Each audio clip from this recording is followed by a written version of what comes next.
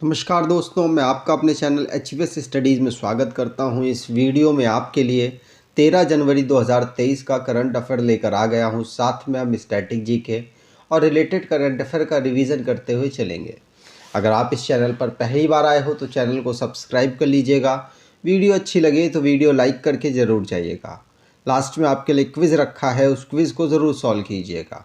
चलिए बात करते हैं लास्ट डे के क्विज़ की। तो लास्ट डे आपसे क्वेश्चन पूछा गया था, in which state will PM Modi inaugurate the 26th National Youth Festival on January 12, 2023। तो प्रधानमंत्री नरेंद्र मोदी जी ने 26 नंबर का नेशनल यूथ फेस्टिवल किस जगह पर इनॉग्रेट किया जाएगा उनके द्वारा। तो आंसर होगा ये कर्नाटका के हुबली में किया जाएगा। आप सभी ने आंसर सही दिया था और डिटेल में दिया था। आज के पहले क्वेश्चन की बात करें तो आज का पहला क्वेश्चन है, हुज गेट्स पतंगराव कदम, क्या Patangrao Kadam award for vaccine work. तो टीके के काम के लिए पतंगराव कदम पुरस्कार किसको मिला है। तो पतंगराव कदम पुरस्कार मिला है किसको। तो टीके में सबसे ज़्यादा मतलब वैक्सीनेशन में सबसे ज़्यादा अहम रोल निभाया है भारत में आधार पूनावाला। तो आधार पूनावाला को महाराष्ट्र सरकार के द्वारा पतंगराव कदम पुरस्कार से सम्मानित किया गया। यहाँ पर आप देख सकते हैं ये उप चीफ मिनिस्टर हैं कहाँ के। तो आंसर होगा महाराष्ट्र के देवेंद्र फडणवीस। और यहाँ पर शरद पवार जी जो कि पूर्व केंद्रीय मंत्री रह चुके हैं वो यहाँ पर अवेलेबल थे। देवेंद्र फडणवीस जो कि डिप्टी चीफ मिनिस्टर है महाराष्ट्र के, उनके द्वारा आधार पूनावाला को पतंगराव कदम अवार्ड से सम्मानित किया गया उनके वैक्सीनेशन काम के लिए। ये सीईओ है किसके, तो सीरम इंस्टीट्यूट ऑफ इंडिया के ये सीईओ के पद पर काम कर रहे हैं। अब जो भी अवार्ड से रिलेटेड क्वेश्चंस बने हैं उनको रिवाइज करते हैं। पहला क्वेश्चन पढ़ लिया। दूसरा, नाटू नाटू आरआर का सॉन्ग है जिसको बेस्ट ओरिजिनल सॉन्ग के रूप में एमएम कीरावानी के द्वारा इसको कंपोज किया गया और ग्लोबल अवार्ड मिला है, गोल्डन ग्लोब अवार्ड मिला है। डीवाई चंद्रचूड़ जो कि हमारे 50वें नंबर के सीजेआई हैं, इनको ग्लोबल लीडरशिप अवार्ड मिला है लॉ की कैटेगरी में और हार्वर्ड यूनिवर्सिटी ने दिया है। न्यूयॉर्क फिल्म्स क्रिटिक्स सर्कल में एसएस राजमौली को बेस्ट डायरेक्टर का अवार्ड मिला। प्रभु चंद्र मिश्रा को अटल सम्मान award excellence in field of science and research दिया गया।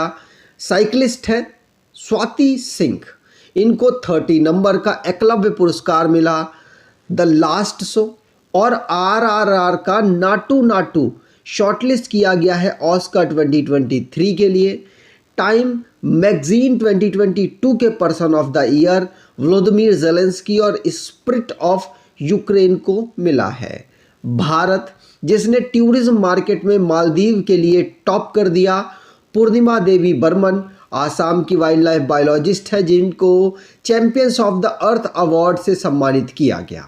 आगे बात करें अगला question, which state government approved 30% women's reservation bill. तो किस राज्य के राज्यपाल ने 30% महिला आरक्षण विधेयक को मंजूरी दे दी। आंसर होगा ये मंजूरी उत्तराखंड के जो इस समय पर गवर्नर है गुरमीत सिंह, उनके द्वारा दी गई है। महिलाओं को 30% रिजर्वेशन, ध्यान रखिएगा पूछा जा सकता है। अब जो भी रिसेंटली में इम्पॉर्टेंट क्वेश्चन स्टेट से रिलेटेड बने हैं उनको रिवाइज करते हैं। इस वीडियो का सबसे इम्पॉर्टेंट पार्ट रिवीजन ही होता है जिससे कि आपको रेगुलर करंट अफेयर रिवाइज होता रहे और आपको याद रहे, आपकी मेमोरी में रहेगा, तो आप एग्जाम में भी क्लिक करके आसानी से आंसर लगा पाएंगे। चलिए रिवाइज करते हैं स्टेट्स के करंट अफेयर। तो पहला क्वेश्चन पढ़ लिया। दूसरा, डॉक्टर जितेंद्र सिंह जिन्होंने national genome editing and training centre Mohali Punjab में इनॉग्रेट किया। उड़ीसा जिसको UN habitat world habitat award 2023 से सम्मानित किया गया, किसके लिए, तो जगह मिशन के लिए। उत्तराखंड गवर्नमेंट ने अबॉलिश कर दिया है रेवेन्यू और पटवारी पॉलिसिंग सिस्टम को। तमिलनाडु जिसने नीलगिरी तहर कंजर्व करने के लिए एक पूरा सिस्टम तैयार किया है आंध्र प्रदेश की गवर्नमेंट, जिसने फातिमा शेख के लेसन्स को टेक्स्ट बुक में इंट्रोड्यूस किया। देवभूमि द्वारका कॉरिडोर, जिसमें कृष्ण भगवान का सबसे बड़ी मूर्ति को लगाया जाएगा। कहाँ पर? द्वारका, गुजरात में। ई संजीवनी इनिशिएटिव एम्स बीबी नगर तेलंगाना में स्टार्ट किया गया और सेंट्रल गवर्नमेंट के द्वारा केरल में सबसे ज़्यादा गोल्ड स्मगलिंग होती है। अगर आप अपने करंट अफेयर को और बेहतर करना चाहते हैं तो आप इस ई बुक को परचेज कर सकते हैं। डिस्क्रिप्शन बॉक्स में लिंक है, वहाँ से आपको आसानी से मिल जाएगी और इसमें 10 महीने का करंट अफेयर आपके लिए कवर किया गया है। जरूर परचेज कीजिएगा। आपके लिए जो आईडी दे रखी है, कोई प्रॉब्लम होती है तो इस आईडी में अपनी प्रॉब्लम को सॉर्ट आउट करा सकते हैं। आगे बात करें, अगला question, school students in which country too soon learn Punjabi. तो किस देश के स्कूली छात्र जल्द पंजाबी सीखेंगे? तो पंजाबी सिखाने के लिए ऑस्ट्रेलिया के द्वारा ये अनाउंस किया गया है कि स्कूलों में पंजाबी अब सिखाई जाएगी। तो पंजाबी को वेस्टर्न ऑस्ट्रेलिया के पब्लिक स्कूलों में अब सिखाया जाएगा। ये अनाउंसमेंट वहाँ पर हुई है क्योंकि पंजाबियों की वहाँ पर संख्या काफ़ी ज़्यादा है, इसकी वजह से ये डिसीजन लिया गया। ऑस्ट्रेलिया की बात करें तो कैपिटल कैनबरा है, करेंसी डॉलर है, प्राइम मिनिस्टर एंटोनी अल्बनीज है। अगले क्वेश्चन की बात करने से पहले जो भी इंटरनेशनली करंट अफेयर बना है उसको रिवाइज करते हैं।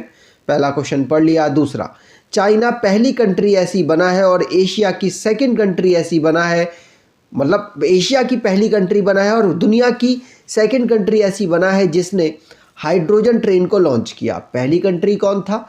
तो जर्मनी पहली कंट्री था। टोक्यो जापान की कैपिटल है, जो कि मोस्ट पॉपुलस सिटी 2020 के अकॉर्डिंग उभर कर निकला है। सितवेनी रुबुका, जिनको प्राइम मिनिस्टर बनाया गया है फिजी का, और पुष्प कमल दहल, जिनका नाम प्रचंड के नाम से जाना जाता है, नेपाल के नए प्राइम मिनिस्टर बने हैं। स्पेन में नया ट्रांसजेंडर लॉ लॉन्च किया गया, जिसमें 16 साल से ऊपर के बच्चे अपना ट्रांसजेंडर को एक्सचेंज कर सकते हैं, मतलब चेंज करा सकते हैं। इंडियन ओरिजिन से बिलोंग करते हैं लियो वदारकर, जिनको प्राइम मिनिस्टर बनाया गया आयरलैंड का। किंग चार्ल्स का फोटो बैंक ऑफ इंग्लैंड में आएगा। और world largest agro tourism site anaconda shape की कहाँ बनाई जाएगी? तो दुबई के डेजर्ट में डेवलप होगी। रशिया, जिसने इराक को पीछे छोड़ दिया, ऑयल सप्लायर ऑफ इंडिया के रूप में। आगे बात करें, अगला क्वेश्चन, नेशनल यूथ डे कब ऑब्जर्व करते हैं? 12 जनवरी को हम ऑब्जर्व करते हैं। National Youth Day is celebrated to commemorate whose birth anniversary. तो राष्ट्रीय युवा दिवस किसकी जयंती के उपलक्ष्य में मनाया जाता है? आंसर होगा राष्ट्रीय youth day. National Youth day हम ऑब्जर्व करते हैं स्वामी विवेकानंद जी के बर्थ एनिवर्सरी के रूप में। ध्यान रखिएगा, स्वामी विवेकानंद जी की बर्थ एनिवर्सरी के रूप में 12 जनवरी को हम ऑब्जर्व करते हैं नेशनल यूथ डे। पूछा जा सकता है अगर हम इंटरनेशनल यूथ डे की बात करें तो वो कब होता है? तो याद रखिएगा 12 अगस्त को इंटरनेशनल यूथ डे होता है। आगे बात करें, अगला question, India's first 5G enabled drone has been developed by which company? तो भारत का पहला है और 5G सक्षम ड्रोन है, इसे किस कंपनी के द्वारा विकसित किया गया? आंसर होगा इसे विकसित किया गया है किसके? IG ड्रोन के द्वारा। IG ड्रोन को आपको पता होगा कि सबसे बेस्ट ड्रोन सर्विसेज देने का अवार्ड भी इसको 2022 में मिला था, क्योंकि भारत सरकार की काफ़ी जगह इन्होंने मदद की है। नोएडा बेस ये कंपनी है, इसने स्काई हॉक नाम से पहला 5G enabled drone capable vertical take off, मतलब बिल्कुल ऐसे जाएगा, बिल्कुल ऐसे उड़ जाएगा, और लैंडिंग की सुविधा वाले एक ड्रोन को लॉन्च किया है जिसका नाम स्काई हॉक रखा गया है। ध्यान रखिएगा, पूछा जा सकता है। इसकी बात करें तो ये अपने साथ 10 किलोग्राम का पेलोड सामान लेकर जा सकता है। 5 घंटे तक इसके पास ताकत है उड़ने की। ठीक, चलिए आगे बात करें तो जो भी रिसेंटली में टेक्नोलॉजी से रिलेटेड क्वेश्चंस बने हैं उनको रिवाइज करते हैं। पहला क्वेश्चन पढ़ लिया। दूसरा, मिनिस्ट्री ऑफ डिफेंस ने 120 बैलिस्टिक मिसाइल्स इंडियन आर्मी के लिए परचेज करने की अलाउ किया है और पाकिस्तान और साथ साथ चाइना के बॉर्डर पर इनको डिप्लॉय किया जाएगा। Surface water and ocean topology का स्पेसक्राफ्ट जिसका नाम सॉट है, इसको स्पेसएक्स के द्वारा लॉन्च किया गया। इंडिया की नाइट ट्रायल किया गया अग्निवीर बैलिस्टिक मिसाइल का, जिसका 5400 किलोमीटर की पावर के लिए टेस्ट किया गया। वैसे इसकी पावर डीआरडीओ के द्वारा कही जा रही है कि 7000 किलोमीटर की हो चुकी है। इसरो जिसने नाविक को डेवलप करने की एक अलग फ्रीक्वेंसी, किस फ्रीक्वेंसी में, तो जीपीएस की फ्रीक्वेंसी को मैच कराकर इसे लॉन्च किए जाएंगे आगे के इसके सैटेलाइट्स। आपको बता दूं ये जो नाविक है ये L5 फ्रीक्वेंसी पे लॉन्च किया जाता था और जीपीएस L1 फ्रीक्वेंसी पर लॉन्च होता है। अब नाविक को भी L1 फ्रीक्वेंसी पर लॉन्च किया जाएगा। यूएस साइंटिस्ट जिन्होंने फ्यूज़न न्यूक्लियर फ्यूज़न के माध्यम से एनर्जी को डेवलप किया। भारत की पहली कंट्री ऐसी बना जिसने स्पेक्ट्रम जो कि सैटेलाइट कम्युनिकेशन में यूज़ होते थे उनका ऑक्शन कर दिया। इसरो जिसने spatial data infrastructure geo portal geo Ladakh के नाम से लॉन्च किया, ये लद्दाख यूनियन टेरिटरी की बाउंड्रीज पर नज़र रखेगा। MK3 helicopter Hindustan Aeronautics Limited Chennai के द्वारा इसको इंडिजिनियसली डेवलप किया गया। आगे बात करें, अगला question, the grand cultural event Sur Sarita symphony of Ganga will be held in which city. तो भव्य सांस्कृतिक कार्यक्रम सुर सरिता सिम्फनी ऑफ गंगा किस शहर में आयोजित किया गया।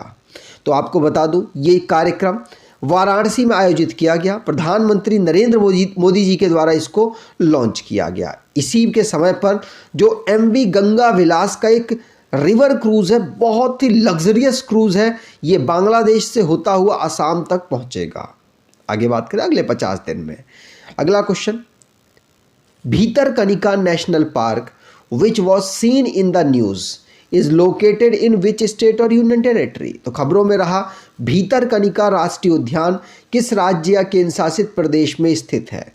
आंसर होगा भीतरकनिका जो राष्ट्रीय उद्यान है ये उड़ीसा में उपस्थित है। कहाँ पर, उड़ीसा में। ध्यान रखिएगा, पूछा जा सकता है। चर्चाओं में क्यों रहा, क्योंकि इसमें बर्ड बहुत ज़्यादा नंबर में पाई गई, रिपोर्ट की गई, और लास्ट ईयर काफ़ी कम, मतलब करीब करीब हज़ारों में नंबरों का डिफरेंस था। अगर स्पीसीज़ की बात करें तो इस बार 144 टाइप की स्पीसीज़ की बर्ड्स मिली और लास्ट टाइम 140 प्रकार की बर्ड यहाँ पर मिली थी।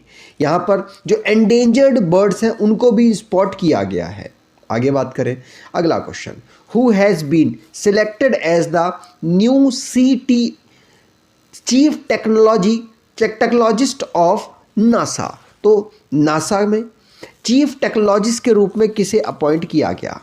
आंसर होगा ये अपॉइंट किया गया है AC सही करने वाले को। नासा से AC, तो AC चरानिया, कौन, AC चरानिया को अपॉइंट किया गया है चीफ टेक्नोलॉजिस्ट के रूप में। ध्यान रखिएगा ये इंडियन अमेरिकन है इसीलिए इंपॉर्टेंट है। और नासा आपको पता है अमेरिका की स्पेस एजेंसी है जिसका हेडक्वार्टर कहाँ, वॉशिंगटन DC में है। और इसको फाउंड किया गया था कब, 1958 में। और नासा की बात करें तो इसके इस समय पर एडमिनिस्ट्रेटर बिल नेल्सन है। आज के क्विज की बात करें, who is the composer of the golden globe award winning song Naatu Naatu. Comment box में डिटेल में आंसर दीजिएगा कि नाटू नाटू को किसके द्वारा कंपोज किया गया, किसके द्वारा गाया गया। अगर आपको ये वीडियो अच्छी लगी है तो आपसे अनुरोध करूंगा वीडियो को लाइक कर दीजिएगा, चैनल को सब्सक्राइब कर लीजिएगा और एटलीस्ट अपने कुछ दोस्तों तक वीडियो को शेयर ज़रूर कीजिएगा। धन्यवाद।